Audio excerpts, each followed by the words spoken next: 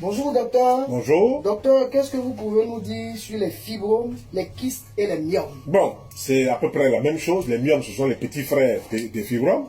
Les kystes, ce sont des impuretés qui ne sont pas sorties, donc qui vont se loger soit à l'ovaire, soit sur l'utérus et tout ça. Qu'est-ce qu'il faut faire? Il faut assécher la source des surcharges.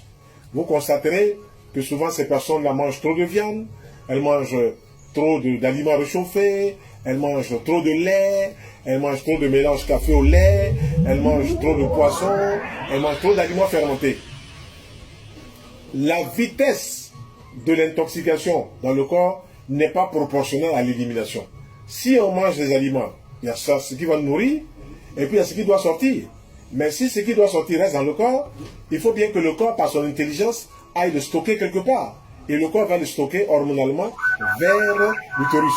Donc on aura des myomes, qui sont les petits frères des fibromes qui vont commencer à se loger sur l'utérus. On dit utérus fibromateux, donc il y a les fibromes, ou bien utérus polymyomateux. Donc il y a plusieurs myomes qui vont se loger 4, 5, 6, de 1 cm, de 3 cm, de 4 cm, qui vont se loger sur l'utérus. Parce que le vagin, qui est un organe méconnu en tant qu'organe éliminateur, en tant qu'organe émonctorial, n'est pas suffisamment mis en relief chez la femme. Il faut qu'on montre à la femme que son organe vaginal peut éliminer beaucoup de choses. En lui donnant une bonne hygiène alimentaire, en lui donnant une bonne hygiène de vie, l'organe fera son travail et les myomes ne s'installeront pas du tout. Mais tout ça est lié au pouvoir potentiel de la personne, de la femme. Si elle a un bon pouvoir potentiel, elle ne fera pas toute sa vie des myomes. Si elle n'a pas un bon pouvoir potentiel, le ralentissement des éliminations, le mauvais fonctionnement, quelquefois les selles qui ne sont pas correctes, tout ceci va contribuer à développer des petites impuretés sur l'utérus. Donc rapidement, il faut utiliser les jus de légumes, donc des légumes crus, carottes, choux, tomates, persil, concombre, tout ça, en jus, matin, midi, soir. Et puis il faut utiliser des fruits au petit déjeuner. Pendant une certaine période de 1 mois, 1 mois, 2 mois, il faut utiliser des légumes en mangeant très peu d'aliments cuits.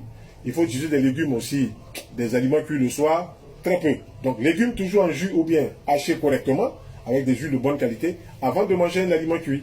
Et puis chaque semaine, trouver 3 ou 4 jours pour faire des fruits et des légumes pour nettoyer. Voilà, mais si vous prenez par exemple une semaine, 10 jours, 15 jours, mangez que des fruits et des légumes, vous accélérez le processus de nettoyage, d'élimination.